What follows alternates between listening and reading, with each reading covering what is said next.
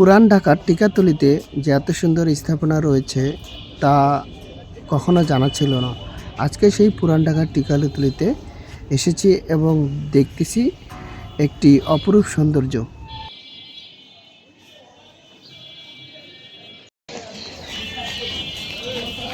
পুরান ঢাকার টিকাতলিতে অবস্থিত রোজ গার্ডেন ২০ শতকের তৃতীয় দশকে আনুমানিক ১৯৩০ থেকে ৩১ সালে জমিদার ঋতিকেশ দাস নির্মিত একটি ঐতিহাসিক অট্টালিকা।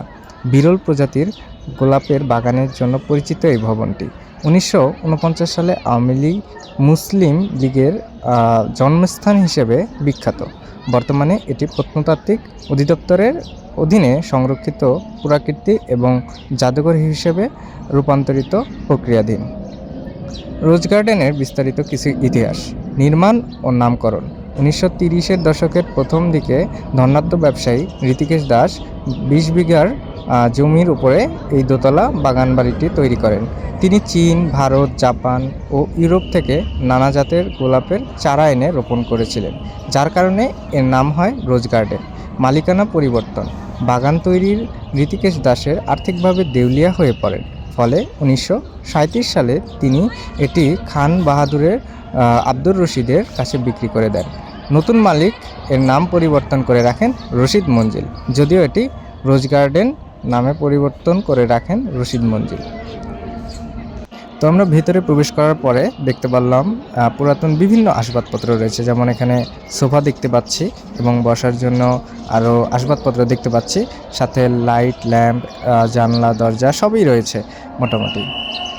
এখানে আসাটা খুব সহজ। মতিঝিল থেকে সোজা রিক্সায় এখানে যদি চলে আসতে চান রোজ গার্ডেনে, তাহলে ৫০ টাকা ভাড়া নেবে এবং সাপ্তাহিক বন্ধের দিন রবিবার পড়েছে। তো আমরা এখন নিচতলা দেখা শেষ এবং এতলা আমরা দোতলায় যাচ্ছি। এখন দেখি দোতলায় কি রয়েছে। ঋষিকেশ দাস নামের একজন ভদ্রলোক ছিলেন। উনি জমিদারের বাড়িতে ঘুরতে যাওয়ার সময় ওনাকে প্রচুর অপমান করা হয়েছিল। সেই রাগ থেকে উনি এই জমিদার বাড়িটি তৈরি করেন। আসলে রাগ থেকে যদি ভালো কিছু হয় তাহলে তো ভালো, তাই না? বর্তমানে এটি সরকারের হেফাজতে রয়েছে এবং আমাদের দর্শনার্থী দেখানোর জন্য অনেক সুন্দর একটি জায়গা।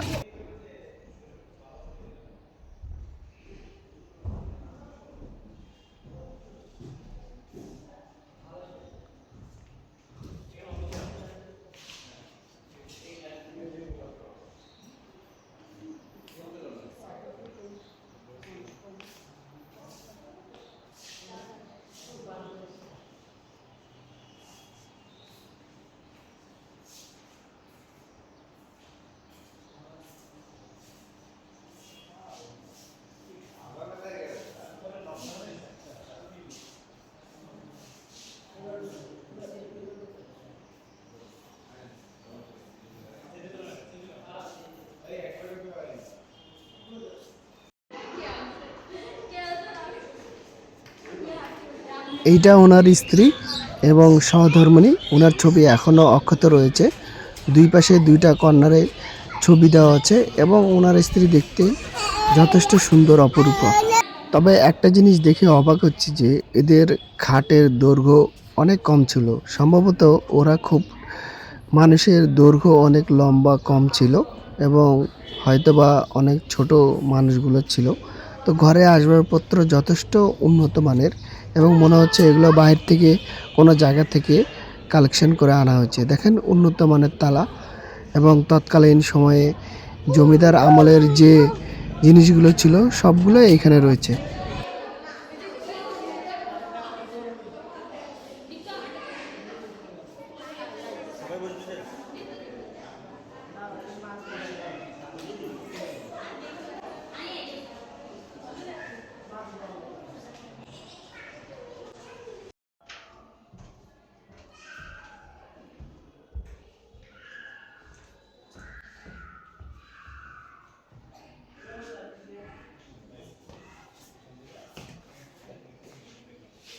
জমিদার বাড়ি যেহেতু এখানে পুকুর থাকাটাই স্বাভাবিক, তো সর্বোপরি সব মিলিয়ে এক বিকেল ঘোরা অনেক সুন্দর একটি জায়গা। সবাই আসতে পারেন এই জায়গায়।